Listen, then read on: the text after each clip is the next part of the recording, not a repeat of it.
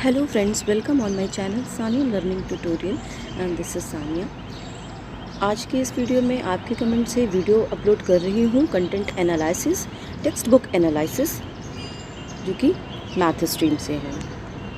ठीक है, तो पूरा वीडियो को देखिएगा स्टार्टिंग टू एंड। मैं स्टेप बाय स्टेप बताऊँगी और क्या थ्योरेटिकल हेडिंग यूज़ करनी है, कैसे थ्योरी लिखनी है और कैसे बनाना है, मैं ईजी वे में आपको बताऊँगी। अगर आप किसी भी सब्जेक्ट से हैं, किसी भी सब्जेक्ट स्ट्रीम से हैं, तो भी आप ये वीडियो देखकर बना सकते हैं टेक्स्ट बुक एनालिसिस प्रोफाइल।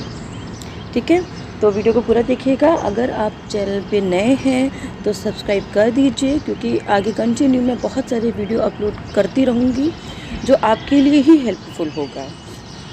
ठीक है, तो कंटेंट एनालिसिस की और भी वीडियोस अदर सब्जेक्ट के अपलोडेड हैं, तो प्लीज़ जाके बीएड प्रैक्टिकल फाइल की प्लेलिस्ट ज़रूर चेक कर लीजिए।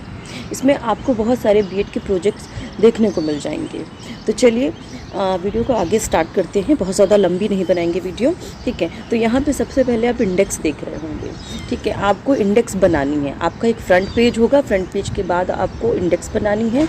इस इंडेक्स से आप देख पा रहे होंगे कि इस फाइल में क्या क्या कंटेंट ऐड किया गया है। ठीक है, तो आप serial number, topic, page number, ठीक है, टीचर साइन, ऐसे इंडेक्स बना लीजिए। तो यहाँ पे सबसे पहले कंटेंट एनालिसिस यानी कि टेक्स्ट बुक एनालिसिस का इंट्रोडक्शन आपको हेडिंग लिखनी है। इसमें इंट्रोडक्शन देना है, ठीक है, क्या कंटेंट एनालिसिस है। उसके बाद इस इंट्रोडक्शन के अंदर मीनिंग है, कंसेप्ट है, नीड ऑफ कंटेंट एनालिसिस है, पर्पस ऑफ कंटेंट एनालिसिस है and process of content analysis है। ठीक है, आगे और देखिए कि मेथोडोलॉजी ऑफ कंटेंट एनालिसिस भी आपको मिल जाएगी, स्टेप ऑफ कंटेंट एनालिसिस। ठीक है, नेक्स्ट आपका जो हेडिंग आपको देखने को मिलेगी वो है एनालिसिस ऑफ टेक्स्ट बुक की एनालिसिस। ठीक है, result and summary, evaluation of text book, conclusion and last में सजेशन ज़रूर लिखिएगा। ठीक है, तो ये सारे आपको एक पूरी फाइल में देखने को मिलेंगे। चलिए वीडियो को आगे स्टार्ट करते हैं, वन बाय वन करके आपको समझाती हूँ।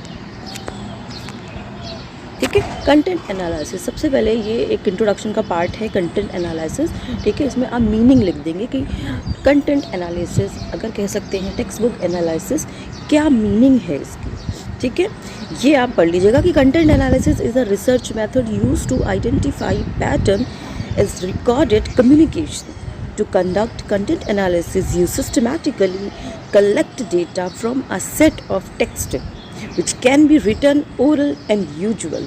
ठीक है, कंटेंट एनालिसिस ये आप मीनिंग लिख देंगे। एंड नेक्स्ट यहाँ पे कैसे कह सकते हैं कि कंटेंट एनालिसिस आप कहाँ कहाँ से निकाल सकते हैं। आप टेक्स्ट बुक से ले सकते हैं, न्यूज़पेपर से बना सकते हैं, मैगज़ीन से बना सकते हैं। ठीक है, और यहाँ पर स्पीचेस हैं और इंटरव्यूज़ हैं। ठीक है, कहाँ से ले सकते हैं speeches, interviews, web content, social media post से, फोटोग्राफ्स एंड फिल्म्स से। ठीक है, तो कंटेंट एनालिसिस जो है वो बहुत वेरियस फील्ड से आप बना सकते हैं, लेकिन हम यहाँ पर बात करेंगे टेक्स्ट बुक एनालिसिस की। ठीक है, ये थोड़ा सा आप पढ़ लीजिएगा। मैं अगर पढ़ूँगी तो वीडियो लंबी हो जाएगी, इसलिए मैं आगे बढ़ती हूँ। आप इसे देख सकते हैं और देख के आप पढ़ लीजिएगा, वीडियो को पॉज करके। ठीक है, बैकवर्ड एंड फॉरवर्ड करके आप देख सकते हैं। ठीक है, उसके बाद बात करते हैं कंसेप्ट की। तो कंसेप्ट यहाँ पे लिख देंगे, मीनिंग आपने लिख दिया, कंसेप्ट आप लिख देंगे। तो it is the combination of two words, content plus analysis. It implies the analysis of content. ठीक है, ये कंसेप्ट है, दो शब्द से मिलकर बना हुआ है, कंटेंट प्लस एनालिसिस। ठीक है, बाकी यहाँ पे अब देख सकते हैं, it may be anything, a story, a message, a clue, a phrase, a text, illustration, graphics, chart etcetera. ठीक है,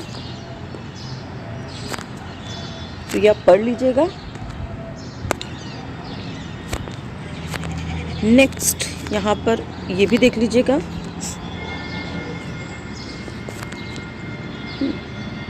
ठीक है, तो नेक्स्ट हेडिंग आ जाएगी आपको, यहाँ देखिए पर्पस ऑफ कंटेंट एनालिसिस की। कंटेंट एनालिसिस करने का आखिर पर्पस क्या है।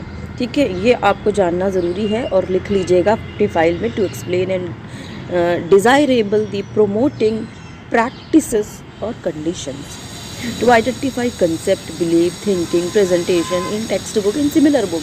मतलब आपको आइडेंटिफाई करना है कि उस बुक में आखिर थिंकिंग क्या लिखी गई है, स्टोरी का मकसद क्या है, थिंकिंग क्या है, बिलीफ क्या है। अगर वो टेक्स्ट बुक है, उसमें कोई चैप्टर है, चैप्टर में मान लीजिए कोई हिंदी की बुक है और उसमें कोई कहानी लिखी हुई है, तो क्या है बिलीव उस कहानी का, बिलीव क्या है, उस कहानी से आपको सीख क्या मिलती है। तो एक फैक्ट निकालना, एक निचोड़ निकालना, एक समरी निकालना, ठीक है, वो है आइडेंटिफाई द कंसेप्ट। ठीक है,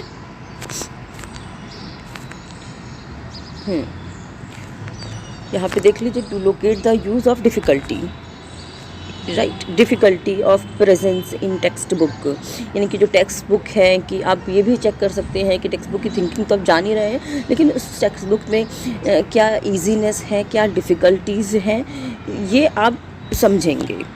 तो आप जब भी टेक्स्ट बुक बनाएं तो उस बुक को, उस चैप्टर को आप रीड ज़रूर कर ले अच्छे से, उसके बाद ही आप बना पाएंगे। तो प्रोसेस ऑफ कंटेंट एनालिसिस क्या है, यहाँ पे सबसे पहली हेडिंग आप लिखेंगे आइडेंटिफाई एंड कलेक्ट डेटा। ठीक है, ये आप पढ़ लीजिएगा, लिख दीजिएगा। आगे बढ़ते हैं हम। डिटरमाइन कोडिंग कैटेगरीज, ये हेडिंग लिखेंगे। उसके बाद कोड द कंटेंट। ठीक है, तो यहाँ पे देखिए कोड द कंटेंट, यानी कि आप पहले उसके इंट्रोडक्शन में आप उसकी हेडिंग लिखेंगे, यूनिट लिखेंगे, मींस उसके बाद फिर क्या कैटेगरी है, आप उसको कैसे डिस्क्राइब करना है वो लिखेंगे। उसके बाद आप जो भी डिस्क्राइब कर रहे हो उसको कोड कर देंगे, कोड कर देंगे। मैं अभी आगे आपको बताऊँगी। ठीक है, ठीक है। चेक वैलिडिटी एंड रिलायबिलिटी, उसकी वैलिडिटी आप चेक कर लीजिए कि कितना वैलिड है, रिलायबल है। ठीक है, चलिए आप आगे देखें। एनालिसिस एंड प्रेजेंट रिजल्ट,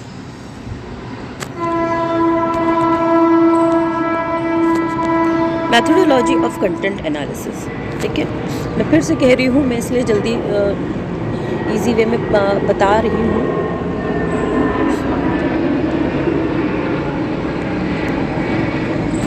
मैं फिर से कह रही हूँ कि अगर मैं एक एक चीज़ों को एक्सप्लेन करूँगी तो वीडियो लंबी हो जाएगी, इसलिए मैं थोड़ा सा फास्ट मूव कर रही हूँ।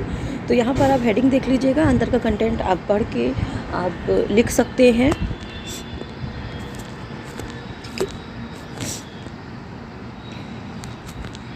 Step of the content analysis, step of the content, आपने क्राइटेरिया चूज़ कर लिया। ठीक है, क्राइटेरिया आपने चूज़ कर लिया, उसके बाद जो भी आपने क्राइटेरिया चूज़ किया उसको डिस्क्राइब किया, लिखा, उसको डिस्क्राइब करके तो वहाँ पर आप उसको कोड कर देंगे। कोड कर देंगे तो कैसे भी कोड कर सकते हैं, इधर देखिए, नॉलेज। अगर आप जो भी कंटेंट डिलीवर कर रहे हैं तो उस कंटेंट का अगर कोई पॉइंट है, अब उसको डिस्क्राइब कर रहे हैं, तो देखिए उस पॉइंट से नॉलेज मिलती है स्टूडेंट्स को, या फिर अंडरस्टैंडिंग मिलती है, या फिर एप्लीकेशन, या फिर एनालिसिस, या फिर स्किल्स डेवलप होती है। तो आप वो लिखेंगे, समझेंगे आप, तो आप उसके अकॉर्डिंग, अगर नॉलेज मिलती है तो के से कोड कर देंगे, अंडरस्टैंडिंग होती है तो यू से कोड कर देंगे। ऐसे आपको कोडिंग ज़रूर करनी है। ठीक है, सिलेक्टिंग चैप्टर फॉर एनालिसिस, तो मैंने कहा था ना कि कोई बुक आप लेंगे, टेक्स्ट बुक लेंगे, उसका एक चैप्टर आपको सिलेक्ट करना है आपकी चॉइस के अकॉर्डिंग। फिर फ्रीक्वेंसी लिख देनी है, वेटेज लिख देना है।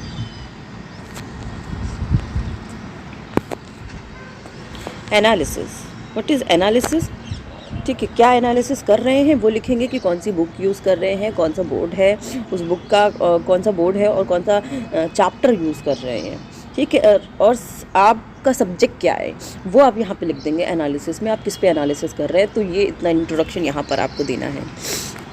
जैसे CBSE बोर्ड है, यहाँ पर जो बुक यूज़ की गई है वो NCERT बुक यूज़ की गई है, और 8th क्लास है ना, 8th क्लास की बुक है, और समझ लीजिए जैसे कि 8th चैप्टर है।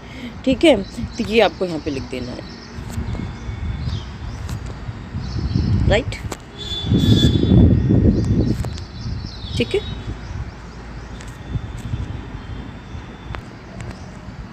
तो यहाँ पे आप देख रहे हैं जो ये बुक यूज़ की गई है, तो यहाँ पे आप देख रहे हैं कि यहाँ पर सब्जेक्ट जो यूज़ किया गया है, सब्जेक्ट जो लिया गया है वो मैथ है। ठीक है, जो आपने कमेंट किया हुआ था। तो हमने मैथ पे ये कंटेंट एनालिसिस का वीडियो हम अपलोड कर रहे हैं। ठीक है, तो यहाँ पे चैप्टर 1 लिया गया है। एट्थ क्लास की अगर बुक है, एनसीईआरटी है, सीबीएसई बोर्ड है, तो यहाँ पे मैथ का चैप्टर लिया गया है। चैप्टर का नाम है ट्राइंगल्स। ठीक है, तो जैसे यहाँ पे देखा है ना कि आपने इंट्रोडक्शन दे दिया है कि व्हाट इज़ ट्राइंगल, ट्राइंगल है क्या। तो थोड़ा सा आपने यूनिट में इंट्रोडक्शन लिख दिया है, पॉइंट हेडिंग लिख दी इंट्रोडक्शन। यहाँ पर ऑब्जेक्टिव में आपने इसी इंट्रोडक्शन को थोड़ा सा एक्सप्लेन कर दिया है। एक्सप्लेन करने के बाद यहाँ पर देखिए आपने कोट कर दिया है। यहाँ पे लिखा हुआ है के। इट मीन्स जो यहाँ पर ऑब्जेक्टिव में आपने एक्सप्लेन किया है ना, तो इससे नॉलेज मिलती है। ठीक है, तो ऐसे ही यहाँ पे आगे देखिए कि फ्रीक्वेंसीज ऑफ ट्राइंगल्स। ठीक है, क्या फ्रीक्वेंसीज एंड ट्राइंगल्स के यहाँ पे डिस्क्राइब कर दिया गया है। तो आपने 2-3 पॉइंट में यहाँ पर एक्सप्लेन कर दिया है। ठीक है, अब अंडरस्टैंडिंग मिल रही है तो यू लिख दिया गया है, और थर्ड पॉइंट में देखिए एनालिसिस है तो यहाँ पे ए लिख दिया गया है। ठीक है, ऐसे ही आपको point wise, objective wise describe करेंगे तो जिससे नॉलेज मिलेगी, अंडरस्टैंडिंग मिलेगी या एनालिसिस। ठीक है, तो यहाँ पर आपको ऐसे सेम कोट कर देना है। देखिए सेम ऐसे ही आपको प्रोसेस हर चैप्टर में कर देनी है। जो भी आप चैप्टर ऑप्ट कर रहे हो, 1 चैप्टर ले रहे हो, 2 चैप्टर ले रहे हो, ऐसे ही आपको करना है। तो आप देख लीजिए।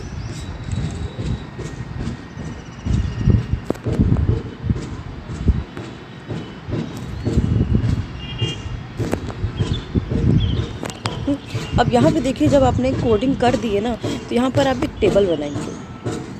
यहाँ पे आप कंटेंट पार्ट की एक टेबल बनाएंगे। तो यहाँ पे लिख देंगे ऑब्जेक्टिव, फ्रीक्वेंसी एंड परसेंटेज।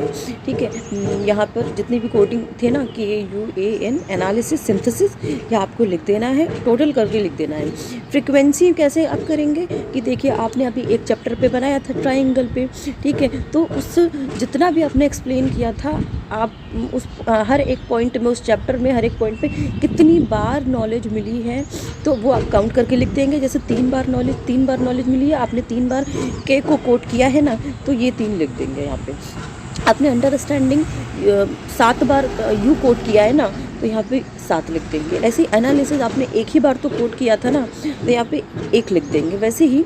ठीक है, तो यहाँ पे लिख देंगे। सिंथेसिस भी अपने 1 बार कोट किया हुआ है तो सिंथेसिस लिख देंगे। ठीक है, एनालिसिस 5 बार कोट किया है, 5 लिख देंगे। ठीक है, यहाँ पर टोटल कर देंगे और उसका परसेंटेज निकाल के लिख देंगे। यही है कंटेंट एनालिसिस का मेन पॉइंट। ठीक है, आगे एक और चैप्टर आपको दिखाती हूँ कि चैप्टर 2 यूज़ किया गया है प्रोबेबिलिटी। यहाँ पे यूनिट सेम प्रोसेस यहाँ पे भी फॉलो की गई है। सेम स्टेप्स यहाँ पर भी हो रहे हैं। इंट्रोडक्शन, उसके बाद एक्सप्लेनेशन, और उसके बाद कोट कर देना है। नॉलेज है तो के है, तो ऐसे ही देखिए 3 बार है। यहाँ पे 3 बार के मिला है। इस इंट्रोडक्शन से 3 बार, तीनों पॉइंट से नॉलेज मिल रही है, तो कैसे कोट कर दिया। ठीक है, फॉर्मुलेट टू कैलकुलेट प्रोबेबिलिटी, यहाँ पे दोनों पॉइंट से अंडरस्टैंडिंग मिलनी, तो यू से कोट कर दिया। ठीक है, यहाँ पे प्रोबेबिलिटी फॉर डिफरेंट केसेस, तो यहाँ पे 3 पॉइंट, आप 3 पॉइंट में एक्सप्लेन किया गया है ना, तो यहाँ पे क्या है, यहाँ पे एप्लीकेशन है, तो यहाँ पे आपने ए से कोट कर दिया है। Probability of even possible and not possible आपने एक्सप्लेन कर दिया है 3-4 पॉइंट में, तो यहाँ पे एनालिसिस 3 बार मिल रही है, AN से कोट कर दिया। लास्ट वाले पॉइंट में देख रहे होंगे कि यहाँ पे क्या सिंथेसिस मिल रहा है, सिंथेसिस हो रहा है, तो यहाँ पे आपने S से कोट कर दिया। सेम जैसे पिछले चैप्टर में आपने टेबल बनाई थी, ऑब्जेक्टिव, फ्रीक्वेंसी, परसेंटेज। जितनी बार आपने, मैंने अभी आपको बताया ना कि आपने के से कितनी बार कोट किया है, तो टोटल काउंट करके के का 3 लिख दिया आपने यहाँ पे। अंडरस्टैंडिंग आपने 2 बार यहाँ पे इस चैप्टर में कोट किया, राइट। दोनों मिला के नहीं, सेम इसी चैप्टर में, एक ही चैप्टर का टोटल आपको लिखना है। अंडरस्टैंडिंग 2 बार है, एनालिसिस 3 बार है, एनालिसिस 4 बार है, एप्लीकेशन 3 बार है, सिंथेसिस 1 बार है। टोटल कर देना है, परसेंटेज निकाल लेना है, दैट्स इट। ठीक है, और तीसरा चैप्टर देख लीजिए, फटाफट देख लीजिए, surface area and volume. Same यहाँ पर भी आपको यूज़ करना है।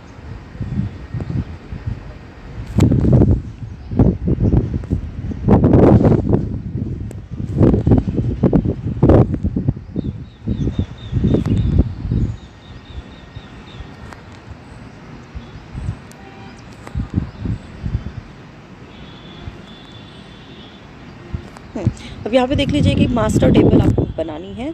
तो मास्टर टेबल कैसे बनेगी, आपने दो चैप्टर के 3 चैप्टर के जितनी भी एनालिसिस की एक टेबल निकाली थी ना, 2 चैप्टर यूज़ किया है तो 3 चैप्टर यूज़ किया है, तो अगर टेबल आपने जो तीनों चैप्टर में लास्ट टेबल बनाई थी ना, तो उन्हीं तीनों टेबल को टोटल काउंट करके यहाँ पे लिख देना है एक मास्टर टेबल में, ठीक है।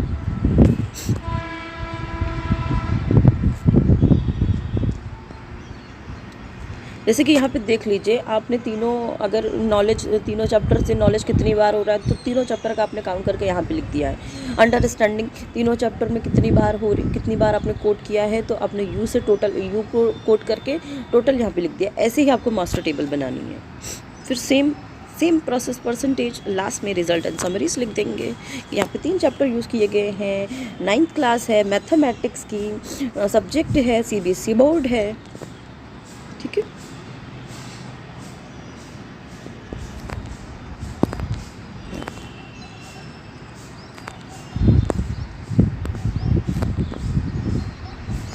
लास्ट में कंक्लूजन ज़रूर लिखिएगा, उसके बाद सजेशन लिखिएगा। देख सकते हैं आप कंक्लूजन।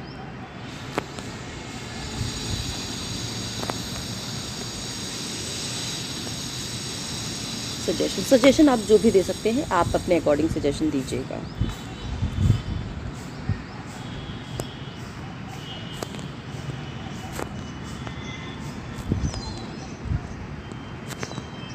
राइट, तो ये मैथमेटिक्स सब्जेक्ट का है। आगे मैं आपको दूसरे अदर सब्जेक्ट के भी वीडियो कंटेंट एनालिसिस के अपलोड करूँगी, तो इसलिए चैनल को सब्सक्राइब कर दीजिए, वीडियो को लाइक कर दीजिए और शेयर भी कर दीजिए, बेल आइकन पे क्लिक कर दीजिए, ताकि मैं इस अदर सब्जेक्ट की कंटेंट एनालिसिस की वीडियो अगर अपलोड करूँ तो आपको मिल जाए तुरंत, ठीक है। तो मिलते हैं नेक्स्ट वीडियो में, और